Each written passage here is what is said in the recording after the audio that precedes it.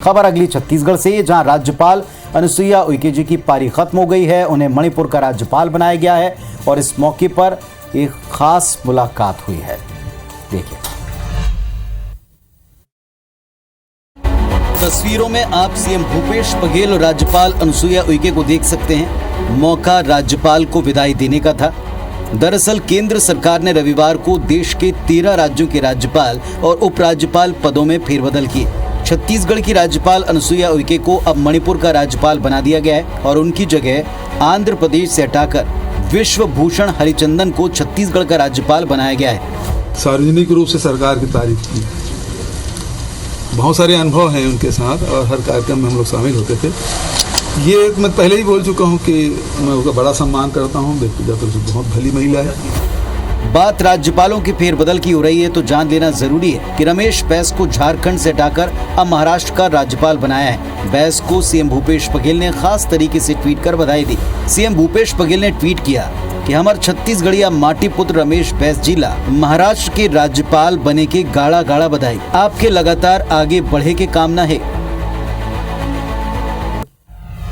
चलिए, तो राजनीति अपनी जगह, पिछले दिनों का पूरा घटनाक्रम अपनी जगह, लेकिन राज्यपाल की विदाई के समय राज्य सरकार की तरफ से मुखिया ने जिस अंदाज में उन्हें याद किया या उनके बारे में शब्द कहे वो भी आपने देखे। ये खबर भी राज्यपाल की नियुक्ति से जुड़ी हुई है। मुख्यमंत्री भूपेश बघेल ने राज्यपाल की नियुक्तियों के बाद रमन सिंह पर एक बार फिर कटाक्ष किया है। ये कटाक्ष क्या है और उस पर क्या रिएक्शन है, रिपोर्ट में देखिए। ये विश्व भूषण हरिचंदन है, जिन्हें छत्तीसगढ़ का नया राज्यपाल बनाया गया है। आज छत्तीसगढ़ के सीएम भूपेश बघेल ने विश्व भूषण हरिचंदन को छत्तीसगढ़ का राज्यपाल बनने की बधाई दी। पर खबर ये नहीं, मौका राज्यपालों के फेरबदल का है तो इस पर राजनीति कैसे नहीं होगी। सीएम भूपेश ने एक बार फिर से मुख्यमंत्री रमन सिंह पर निशाना साधा। उन्होंने कहा कि रमन सिंह को लॉलीपॉप भी नहीं मिला, दुर्भाग्य है। और इनको तो लॉलीपॉप तक नहीं मिला, तो ये तो दुर्भाग्य है। और सीएम भूपेश बघेल यहीं नहीं रुके। उन्होंने छत्तीसगढ़ से किसी को राज्यपाल नहीं बनाने को लेकर भी कुछ इस तरह तंज कसा।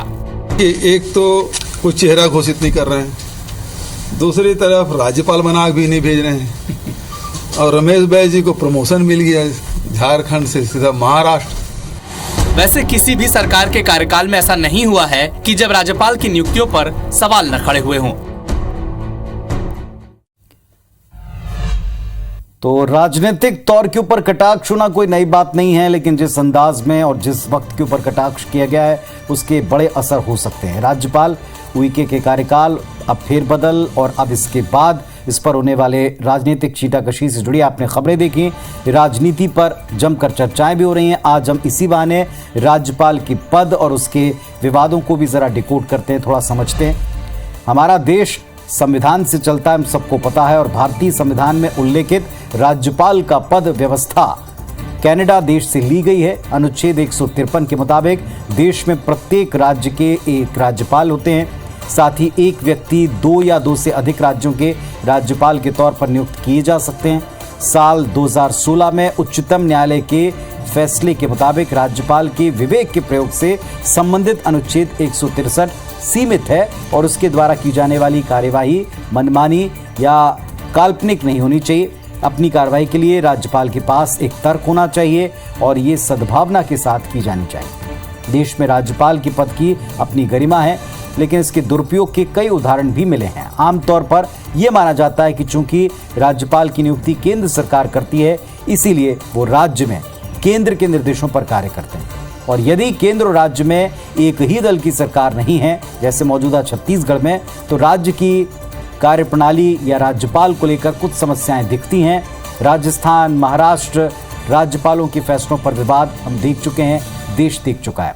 दिल्ली में एलजी और दिल्ली सरकार के बीच का विवाद कभी ना खत्म होने वाली बहस की तरह है। छत्तीसगढ़ का हाल भी सबके सामने। चलिए, अब उम्मीद ये हम करते हैं कि जिस अंदाज में ये फेरबदल हुआ है और जिस वक्त पर हुआ है, छत्तीसगढ़ के कई अहम मसले, मुद्दे जो आम जनता से जुड़े, आपसे हमसे जुड़े हैं, उनका समाधान मिले, केवल राजनीतिक छींटाकशी ना हो।